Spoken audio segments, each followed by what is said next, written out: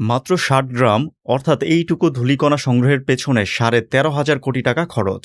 NASA, Canadian space agency, JAXA, Lockheed মার্টিনের মতো প্রায় ৫০টি প্রতিষ্ঠানের শত শত বিজ্ঞানীর ৭ বছরের পরিশ্রম লুকিয়ে রয়েছে এই ৬০ গ্রাম কালচে ধূলিকণার পেছনে। এই ধূলিকণা কিন্তু পৃথিবীর কোনো বস্তু নয়। পৃথিবীর নিয়ার আর্থ অ্যাস্ট্রয়েড ভেন্নু থেকে এই ধূলিকণা সংগ্রহ করা হয়েছে। ভেন্নু অ্যাস্ট্রয়েডের ব্যাস মাত্র ৪৯২ মিটার, অর্থাৎ এম্পায়ার স্টেট বিল্ডিং থেকে কিছুটা বেশি।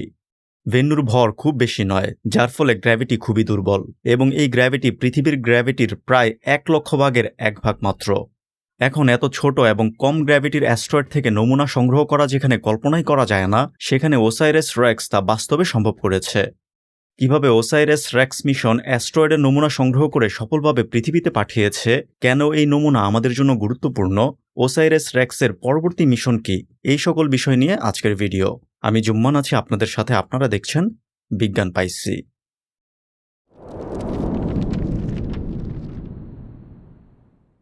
ওসাইরাস রেক্স মিশনের মূল আইডিয়াটি প্রথম সামনে আসে ২০০৪ সালে।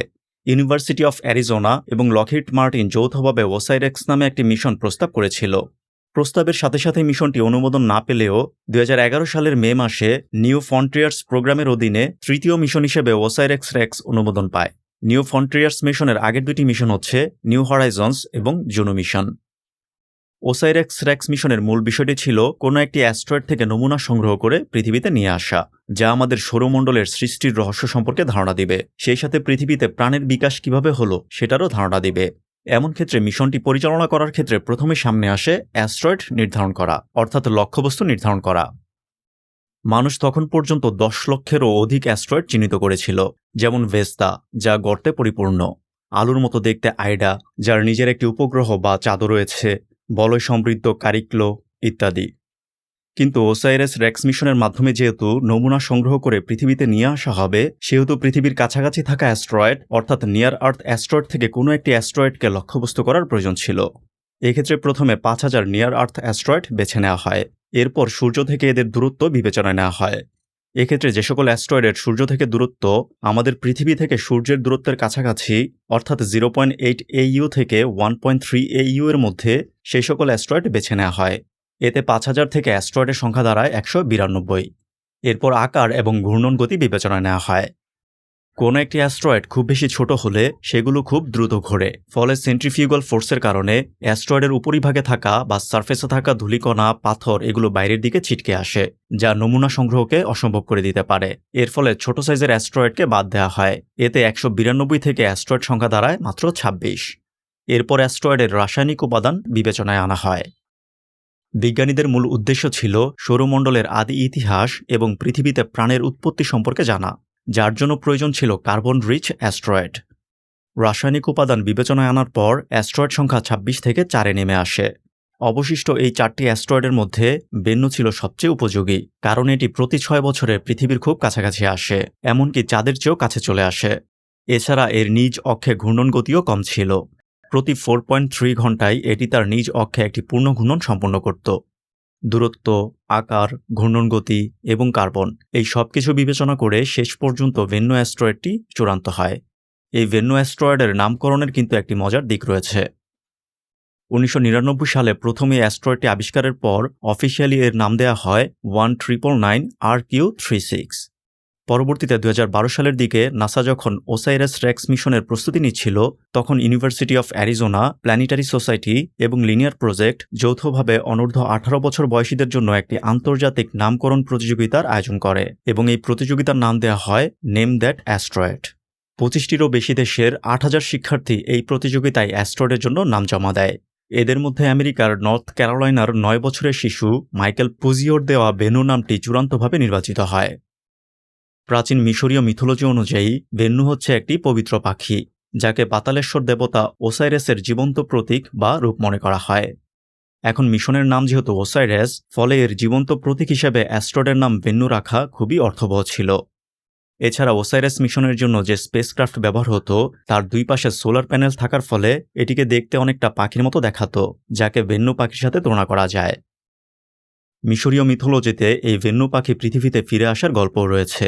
অন্যদিকে ওসাইরাস মিশনটিও যেহেতু নমুনা সংগ্রহ করে পৃথিবীতে ফিরে আসবে, সেহেতু সব দিক বিবেচনায় ভেন্নু নামটি খুবই মানানসই ছিল।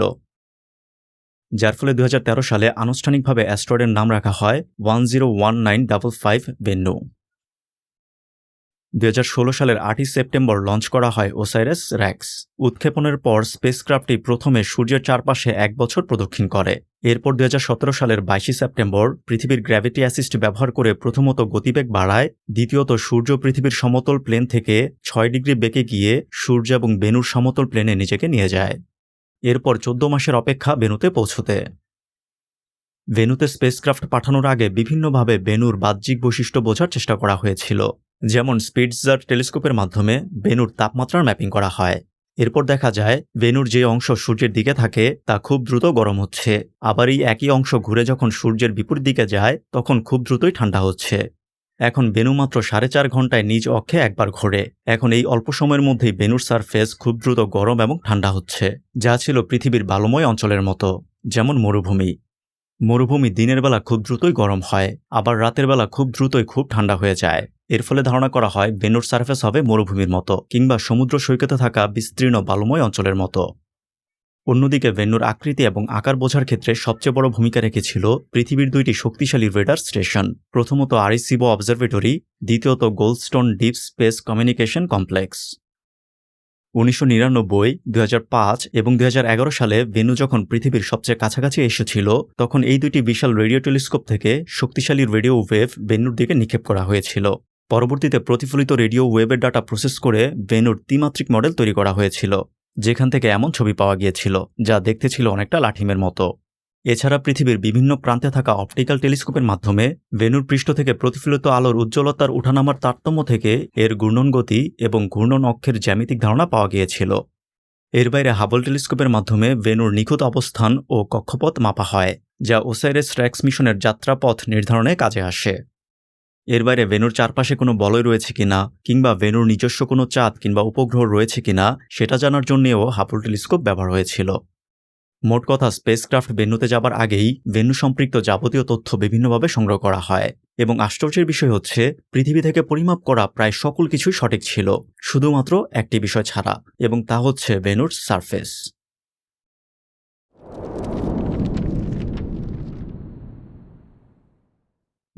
সালের আগস্টে ওসাইরাস রেক্স ভেনুর অনেকটা কাছাকাছি পৌঁছে যায় এবং লং রেঞ্জ ক্যামেরার মাধ্যমে ভেনুর ছবি তুলতে থাকে, যার মাধ্যমে এক সময়ের আকাশের জাস্ট একটি ডট ধীরে ধীরে মানুষের সামনে উন্মোচিত হতে থাকে। ফাইনালি ওসাইরাস রেক্স ডিসেম্বরের 3 তারিখ ভেনুতে পৌঁছায়।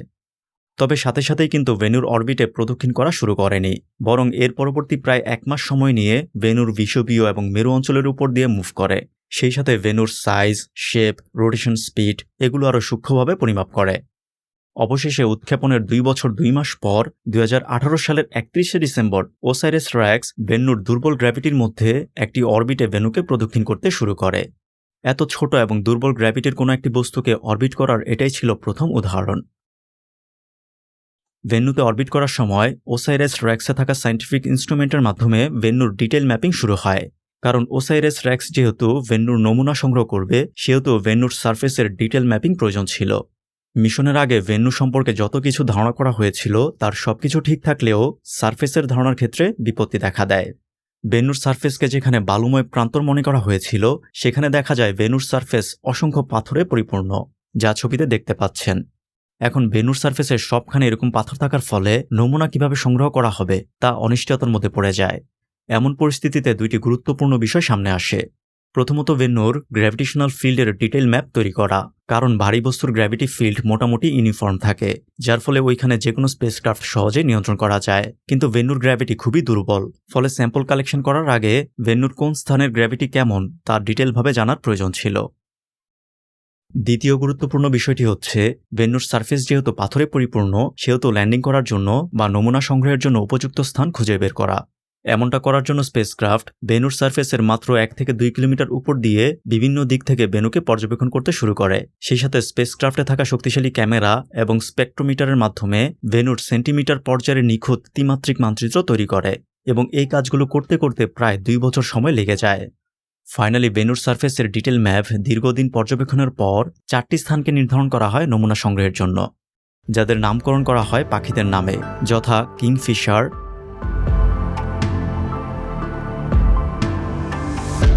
ওসপ্রে, নাইটিঙ্গেল এবং স্যান্ডপাইপার।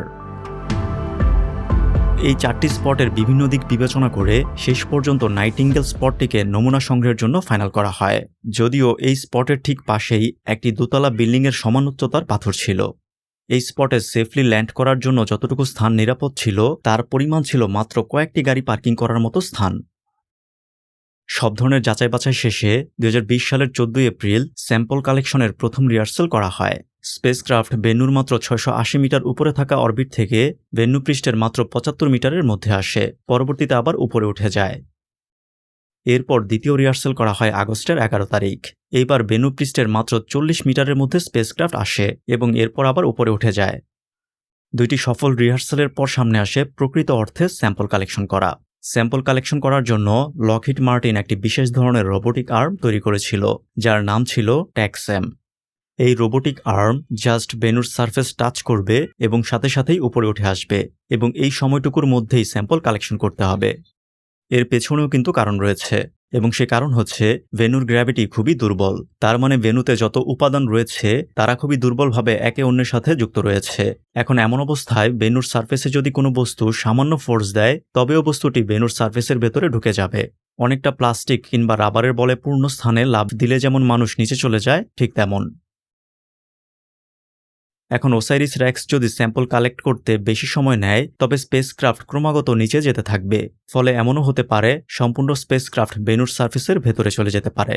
এখন এমন সম্ভাবনা থেকে স্পেসক্রাফটকে নিরাপদ রাখার জন্য জাস্ট টাচ করার সময়ের মধ্যেই স্যাম্পল কালেকশন করতে হবে, যার ফলে রোবোটিক আর্মে এমন একটি ব্যবস্থা তৈরি করা হয়েছে যা ভেনুর সারফেসকে টাচ করার সাথে সাথে প্রচণ্ড গতিতে নাইট্রোজেন গ্যাস নির্গত করবে। এই গ্যাসের গতিপথ এমন হবে যা রোবোটিক আর্মের ভেতর দিয়েই বাইরে বের হবে। এখন গ্যাসের গতিপথের ফলে সারফেসের উপাদান রোবোটিক আর্মের বাইরের দিকে থাকা চেম্বারে আটকে যাবে। ওসাইরিস রেক্সের রোবোটিক আর্ম জাস্ট একবার সারফেসকে টাচ করে উপরে উঠে যাবে। এরপর কতটুকু পরিমাণ স্যাম্পল সংগ্রহ করা হয়েছে তার ভর পরিমাপ করার জন্য উপরে গিয়ে স্পেসক্রাফটটি নিজের অক্ষে একটি পূর্ণ ঘূর্ণন অর্থাৎ 360 ডিগ্রিতে ঘুরবে, যার মাধ্যমে কালেক্ট করা স্যাম্পলের ভর জানা যাবে। সেটা কিভাবে তা বোঝার জন্য কোনো একটি বস্তু ঘোরাতে গেলে কি হয় তা খেয়াল করতে পারেন। একটি খালি বস্তু ঘোরাতে যতটুকু শক্তির প্রয়োজন হয় তার চেয়ে বেশি শক্তির প্রয়োজন হয় যদি বস্তুটিতে কোনো কিছু রাখা হয়, অর্থাৎ ভর বাড়ানো হয়। এখন ভর বাড়ানোর পর কতটুকু বেশি শক্তি লাগছে তা ঘোরানোর জন্য সেটা পরিমাপ করেই অতিরিক্ত ভরের পরিমাণ জানা যায়। সেমভাবে ওসাইরিস রেক্স 360 ডিগ্রি ঘোরার মাধ্যমে কালেক্ট করা স্যাম্পলের পরিমাপ নির্ণয় করবে। একবারের চেষ্টায় যদি কাঙ্ক্ষিত পরিমাণ স্যাম্পল কালেক্ট না হয় তবে ওসাইরিস রেক্স দ্বিতীয়বার চেষ্টা করবে, এবং এই সব কিছুই হবে স্বয়ংক্রিয়ভাবে, অর্থাৎ আগে থেকে দেয়া নির্দেশনা অনুযায়ী কাজ হবে। ফাইনালি 2020 সালের 20 অক্টোবর সত্যিকার অর্থে স্যাম্পল কালেক্ট করার দিন নির্ধারণ করা হয়। নির্ধারিত দিনে ওসাইরিস রেক্স ধীরে ধীরে ভেনুর সারফেসের দিকে এগিয়ে যায়। যখনই রোবোটিক আর্ম ভেনুর সারফেস টাচ করে তখনই টাচ করা স্থান থেকে ম্যাটেরিয়াল চারদিকে ছিটকে যেতে শুরু করে, যা ভিডিওতে দেখতে পাচ্ছেন, এবং এই ভিডিও কিন্তু স্পেসক্রাফটে থাকা ক্যামেরায় রেকর্ড করা। তার মানে বাস্তবে যা ঘটেছিল জাস্ট সেটাই দেখতে পাচ্ছেন। ভেনুর গ্র্যাভিটি এতটাই দুর্বল যে রোবোটিক আর্ম ভেনুর সারফেসের প্রায় 1/2 মিটার গভীরে চলে গিয়েছিল, এবং প্রায় 6 টনের মতো পাথর ধূলিকণা চারদিকে ছিটকে গিয়েছিল। ওসাইরিস রেক্স ভেনুকে টাচ করার পরেই থ্রাস্টের মাধ্যমে যত দ্রুত সম্ভব উপরে উঠে গিয়েছিল। এমনকি এই থ্রাস্টের জন্য ওসাইরিস রেক্স যতটুকু জ্বালানি খরচ করেছে সেই পরিমাণ জ্বালানি অরবিট পরিবর্তনের কোনো পর্যায়েই খরচ হয়নি। স্যাম্পল কালেক্ট করার পর সেই স্থানে একটি গভীর গর্ত তৈরি হয়েছিল। ওসাইরিস রেক্স সফলভাবে ভেনুর সারফেস টাচ করে আবার উপরে উঠে আসতে পারার মুহূর্তে এর সাথে যুক্ত মানুষদের অনুভূতি কেমন হয়েছিল তা আপনার জীবনের সবচেয়ে আনন্দের মুহূর্তের কথা মনে করলেই অনুভব করতে পারবেন।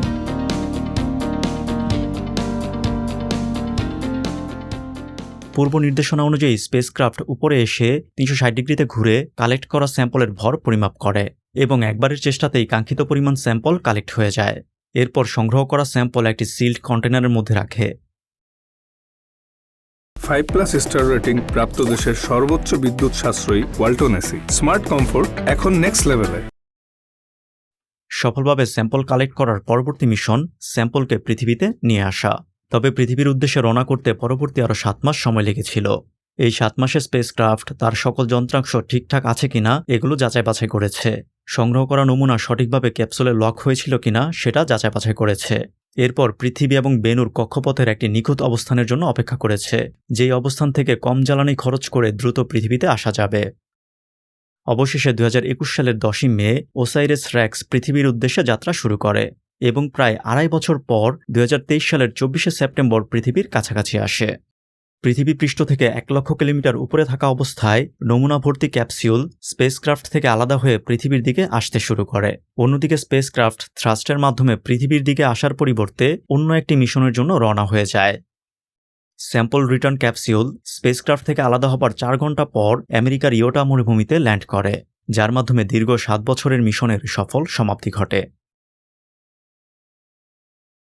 ক্যাপসুল পৃথিবীতে ল্যান্ড করার পর এটি যেন পৃথিবীর কোনো কিছুর সংস্পর্শে না আসে সেটা নিশ্চিত করা হয়, কারণ ক্যাপসুলের ভিতরে লক অবস্থায় থাকা স্যাম্পল পৃথিবীর বায়ুমণ্ডলের সংস্পর্শে আসা মানে এর নির্ভেজাল বৈশিষ্ট্য নষ্ট হয়ে যাবে, যার ফলে সম্পূর্ণ আইসোলেটেড চেম্বারে নিয়ে ফাইনালি ক্যাপসুলকে খোলা হয়। বিজ্ঞানীরা যেখানে মাত্র 60 গ্রাম স্যাম্পলের আশা করেছিলেন, সেখানে 121.6 গ্রাম স্যাম্পল পাওয়া গিয়েছিল, যা ছিল প্রত্যাশার তুলনায় বিশাল। 121.6 গ্রাম কতটা বেশি তা অন্য একটি মিশনের সাথে তুলনা করলেই বুঝতে পারবেন। 1999 সালে পরিচালনা করা হয়েছিল স্টারডাস্ট মিশন, যা একটি ধূমকেতু বা কমেট থেকে ছিটকে আসা ধূলিকণা সংগ্রহের জন্য পাঠানো হয়েছিল। কমেট থেকে ছিটকে আসা উচ্চগতির অতি ক্ষুদ্র কণা স্পেসক্রাফটে থাকা অ্যারোজেলে আটকে যাবে। পরিকল্পনা অনুযায়ী 2004 সালে স্টারডাস্ট নমুনা সংগ্রহ করে এবং পরবর্তীতে তা পৃথিবীতে ফিরে আসে। এই মিশন থেকে মাত্র 1 মিলিগ্রাম ক্ষুদ্র ক্ষুদ্র কণা পাওয়া গিয়েছিল, যেখানে ওসাইরিস রেক্স নিয়ে এসেছে 121.6 গ্রাম বা 1,21,600 মিলিগ্রাম। তাহলে বুঝতেই পারছেন 121 গ্রাম কতটা বেশি।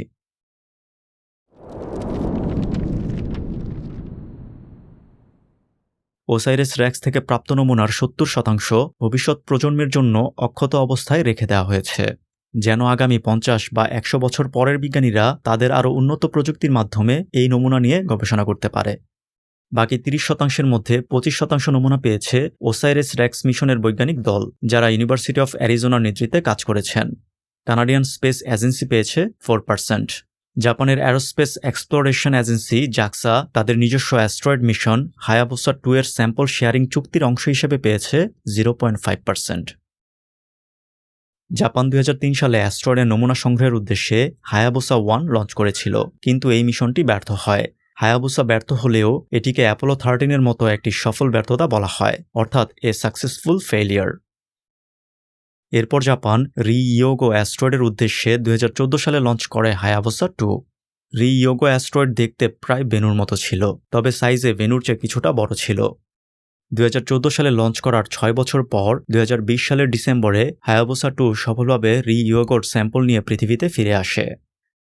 হায়াবুসা 2 এর মাধ্যমে 0.1 গ্রাম নমুনা সংগ্রহের লক্ষ্য ছিল, তবে প্রত্যাশার চেয়ে 54 গুণ বেশি অর্থাৎ 5.4 গ্রাম নমুনা নিয়ে হায়াবুসা 2 পৃথিবীতে ফিরে আসে।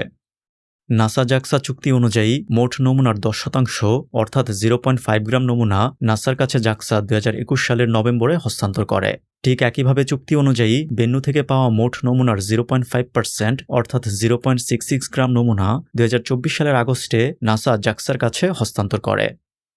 এছাড়া 35টিরও বেশি দেশের 200 জনেরও বেশি বিজ্ঞানীর কাছে বেন্নুর নমুনার অতি ক্ষুদ্র ক্ষুদ্র অংশ কয়েক মিলিগ্রাম করে পাঠানো হয়েছে। এর বাইরে সাধারণ মানুষ নিজ চোখে যেন বেনুর নমুনা দেখতে পান, সেই জন্য নমুনার কিছু অংশ আমেরিকার স্মিথসোনিয়ান মিউজিয়াম এবং অ্যারিজোনা বিশ্ববিদ্যালয়ের জেম অ্যান্ড মিনারেল মিউজিয়ামে প্রদর্শনীর জন্য রাখা হয়েছে। পৃথিবী, চাঁদ কিংবা মঙ্গল গ্রহের পাথর কোটি কোটি বছরের টেকটনিক প্লেটের নাড়াচড়া, আবহাওয়া, আগ্নেয়গিরির কারণে বদলে গেছে, কিন্তু অ্যাস্ট্রয়েড আমাদের সৌরমণ্ডল তৈরি হবার সময় থেকে এখন পর্যন্ত অর্থাৎ 4.5 বিলিয়ন বছর ধরে মহাশূন্যের চরম ঠান্ডায় একদম অপরিবর্তিত বা লকড অবস্থায় আছে, অর্থাৎ অ্যাস্ট্রয়েডকে টাইম ক্যাপসুল বলা যেতে পারে। অ্যাস্ট্রয়েডের ধূলিকণা হচ্ছে সেই উপাদান যা দিয়ে আমাদের সূর্য গ্রহ তৈরি হয়েছিল। তার মানে অ্যাস্ট্রয়েডের ধূলিকণা থেকে আমরা জানতে পারব সৌরমণ্ডল তৈরি হবার একদম প্রথম দিকে ঠিক কী কী রাসায়নিক প্রক্রিয়া ঘটেছিল, যা পৃথিবী কিংবা চাঁদে থাকা কোনো পাথর থেকে কখনোই জানা সম্ভব নয়। পৃথিবী যখন তৈরি হয়েছিল তখন এটি একটি জ্বলন্ত অগ্নিপিণ্ড ছিল, যেখানে কোনো প্রকার জৈব যৌগ বা অর্গানিক কম্পাউন্ড টিকে থাকা অসম্ভব ছিল। এখন বেন্নু এবং রিইউগো এর নমুনা পরীক্ষা করে ইতিমধ্যে অ্যামিনো অ্যাসিড এবং ইউরাসিল পাওয়া গেছে। তার মানে জীবন তৈরির মূল কাঁচামাল কোটি কোটি বছর আগে অ্যাস্ট্রয়েড কিংবা উল্কাপিণ্ডের মাধ্যমেই মহাশূন্য থেকে পৃথিবীতে আছড়ে পড়েছিল। অ্যাস্ট্রয়েডের নমুনাগুলো আদিম জীবনের সেই রহস্যই আমাদের সামনে নিয়ে এসেছে। এছাড়া পৃথিবীতে পানি কিভাবে এসেছিল, এই রহস্যেরও উত্তর পাওয়া যাবে অ্যাস্ট্রয়েডের নমুনা থেকে। পৃথিবীর খুব কাছেই অসংখ্য অ্যাস্ট্রয়েড রয়েছে। ভবিষ্যতে এই সকল অ্যাস্ট্রয়েড পৃথিবীতে আছড়ে পড়ার সম্ভাবনা একদম উড়িয়ে দেওয়া যায় না। যেমন ভেন্নু অ্যাস্ট্রয়েডের কথাই বিবেচনা করা যাক। ওসাইরিস রেক্সের মাধ্যমে ভেনুর সকল ডেটা বিশ্লেষণ করে বিজ্ঞানীরা গাণিতিক হিসেব করে দেখেছেন 2182 সালের 24শে সেপ্টেম্বর ভেন্নু পৃথিবীতে আছড়ে পড়ার সম্ভাবনা 0.037%। এখন এমন ক্ষেত্রে ডার্ট মিশনের মতো উচ্চ গতিতে অ্যাস্ট্রয়েডকে ধাক্কা দিয়ে গতিপথ পরিবর্তন করতে কিংবা ধ্বংস করতে আমাদের অবশ্যই অ্যাস্ট্রয়েডের গঠন সম্পর্কে জানতে হবে। এছাড়া খনিজের জন্য ভবিষ্যতে অ্যাস্ট্রয়েড মাইনিংয়ের কথাও বিবেচনা করা হচ্ছে। সেক্ষেত্রে অ্যাস্ট্রয়েড নিয়ে $1 ট্রিলিয়ন মহাকাশ অর্থনীতি তৈরি হবে, যার জন্য প্রথমেই অ্যাস্ট্রয়েডের গভীর জ্ঞান জরুরি।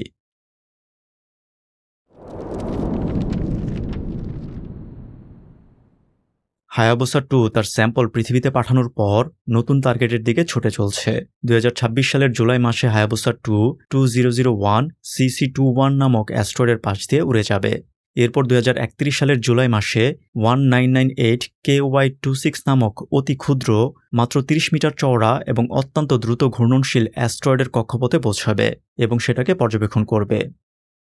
অন্যদিকে ওসাইরিস রেক্সও হায়াবুসা 2 এর মতো স্যাম্পল পৃথিবীতে পাঠানোর পর নতুন টার্গেটের দিকে ছুটে যাচ্ছে এবং এই মিশনের নাম দেওয়া হয়েছে ওসাইরিস অ্যাপেক্স। এক্ষেত্রে টার্গেট হচ্ছে 340 মিটার ব্যাসের অ্যাপোফিস গ্রহাণু বা অ্যাস্ট্রয়েড। ভেন্নু যেখানে কার্বন সমৃদ্ধ বি টাইপ অ্যাস্ট্রয়েড ছিল, সেখানে অ্যাপোফিস হচ্ছে সিলিকেট, লোহা এবং নিকেলের সংমিশ্রণে তৈরি একটি পাথুরে বা এস টাইপ গ্রহাণু।